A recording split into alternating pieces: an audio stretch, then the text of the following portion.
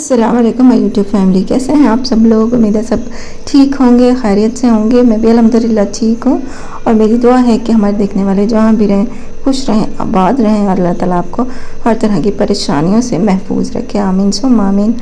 अम्मी ने लिए थी सब्ज़ी और साथ में लिए थे आम और अरबी का सालन आज बनाने का सोच रहे हैं। तो बाहर हो रही है बारिश, माशाल्लाह मौसम बहुत अच्छा है 2-3 दिनों से। पहले तो दूसरे शहरों में बारिश होती रही है, मतलब ख़बरों में हम सुन रहे थे कि लाहौर में बारिश हो रही है, कराची में बारिश हो रही है, पंजाब के दूसरे शहरों में बारिश हो रही है, लेकिन मुल्तान में नहीं हो रही थी।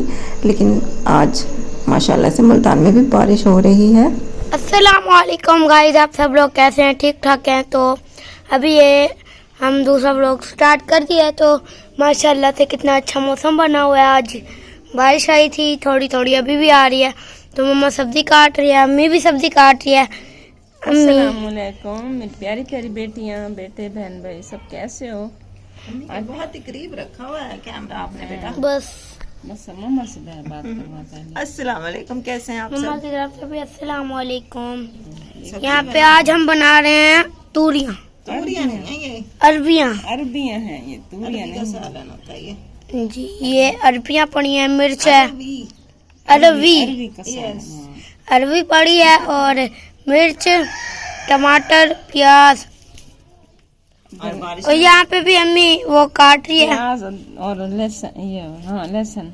जी। आज अब्दुल्ला बहुत नहाया है बारिश में, बहुत एंजॉय किया यार। अभी इसको कपड़े चेंज करवा के तो आज मैं बहुत नहाया था बारिश में। आज वाइट हो गया हूँ नहा नहा के। आज हम बारिश में बैठ के सब्जी बना रहे हैं। और दूसरी छुरी भी ले आए हो ना, अम्मी को दे दो। बारिश भी आ रही है और ना सब्जी भी बना रहे हैं जी। वैसे तो अभी 4 बजे का टाइम है, लेकिन ऐसे लग रहा है रात होने वाली है। तो बस अभी ये जल्दी बना लें। बाहर ही बैठ गई हूँ, इसीलिए मैंने कहा जरा मौसम ठंडा है, ठंडी ठंडी वो बूंदाबांदी हो रही है तो हम बैठे हैं enjoy बस करते ये बारिश होने से पहले पहले अपनी वो बना लें सब्जी। हैं। हाँ ये अभी भी बारिश हो रही है, ये ज्यादा आई तो फिर अंदर भाग जाएंगे। हल्की हल्की बारिश हो रही है। ये मेरी चेयर की सीट के ऊपर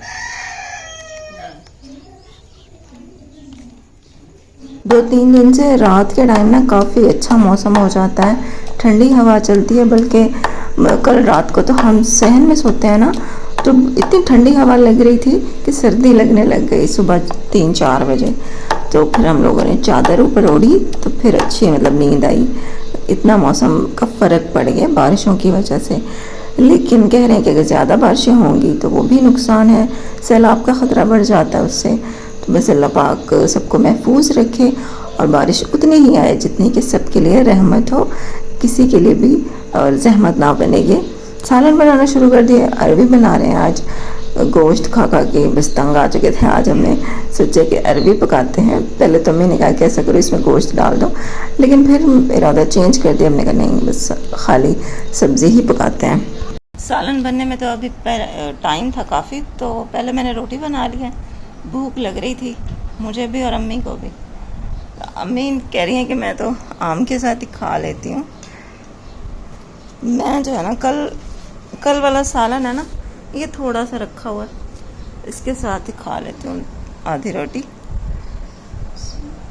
आम का सीज़न हो तो आम के साथ रोटी अच्छी लगती है जी। हम तो बचपन से ही खाते थे ना ऐसी रोटी, जी। ज़्यादा लोग हैं। आप लोग कमेंट करके बताइए, आप लोग भी खाते हैं कभी आम से रोटी?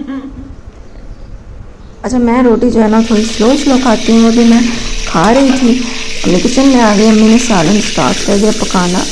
और फिर अभी मैं रोटी ख़त्म करने ही वाली थी तो नादिया आके बैठ गई हमारे कमरे में।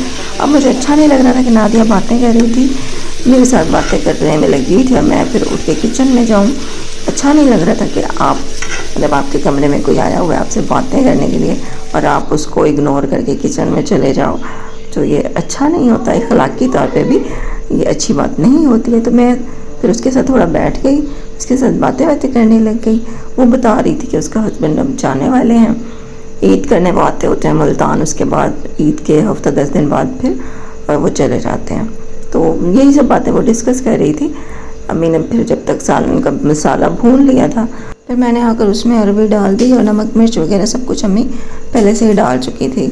मैंने सिर्फ उसको भूना है अरबी को, और फिर उसमें पानी डाल के फिर मैं आँच उसकी हल्की करके ना बाहर चली गई थी। मौसम आजकल क्योंकि अच्छा है तो बाहर बैठना अच्छा लगता है। आप लोग भी कमेंट करके बताइए कि आपके शहर में भी क्या बारिश हो रही है, और आप किस शहर से हैं या आप किस कंट्री से हैं, बाहर के मुल्कों में भी क्या मौसम है बताइएगा।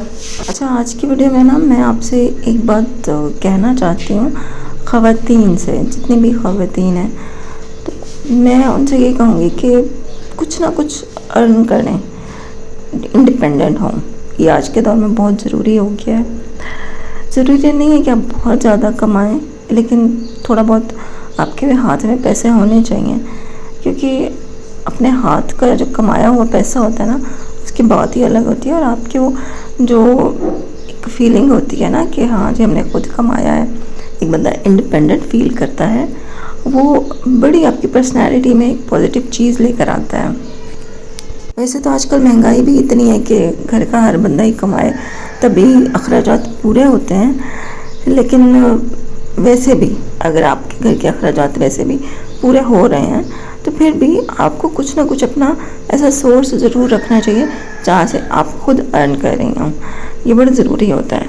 तो शौहरों को ना ऐसा पता होता है कि हाँ हमारी बीवी भी कुछ कर रही है, कुछ कमा सकती है वो भी, क्योंकि हमारे मुआशरा ऐसा है, मर्दों का मुआशरा है, यहाँ पे मर्द सारी ज़िंदगी औरतों को ना ये एक ब्लैकमेल करता रहता है कि मैं तुम्हें छोड़ दूँगा, ये मैं तुम्हारा ख़र्चा बंद कर दूँगा। और औरत जो है ना वो इसी चीज़ में ब्लैकमेल हो के अपनी एक पूरे रिलेशन को भी लेके चलती रहती है और बुरे हस्बैंड के साथ गुजारा करती रहती है।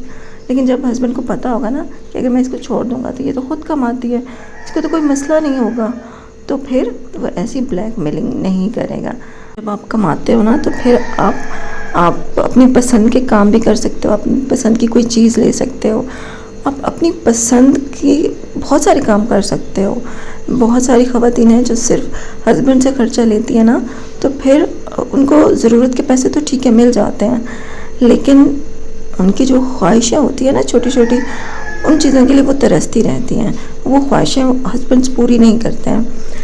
तो अगर आप खुद कमा कर अपनी ख्वाहिशें पूरी करेंगी, मतलब ख्वाहिशें भी वो हों जो लिमिट्स में रह कर हों, ये नहीं है कि आप ख्वाहिशें आपकी ये हों कि मैं ब्रांडेड सूट पहनूंगी या महंगे वाली ज्वेलरी लूँगी या मैं ऐसी वैसी शॉपिंग करूँगी, नहीं। मतलब जो जायज़ ख्वाहिशात होती हैं, जैसे आप चाहते हो कि आप अपनी बहन के लिए कुछ ख़रीद के उनको गिफ्ट करो, अपने माँ बाप को कुछ देना चाहते हो, या आप किसी की हेल्प करना चाहते हो, या अपने बच्चों के लिए कोई चीज़ लेना चाहते हो, इस तरह की जो ख्वाहिशात होती हैं वो बंदा ख़वातीन बहुत चाहती हैं कि हम इस तरह करें, लेकिन मर्द पूरा सूरा खर्चा देते हैं, तो वो तो घर की चीज़ों का ही खर्चा देते हैं ना। तो इन चीज़ों के लिए औरत के पास पैसे नहीं होते हैं, तो इन चीज़ों के लिए औरत को चाहिए कि वो खुद कमाए कुछ ना कुछ, जो भी आप मतलब पसंद करते हैं, जो भी आप समझती हैं कि आप कर सकती हैं, ज़रूर कमाएं।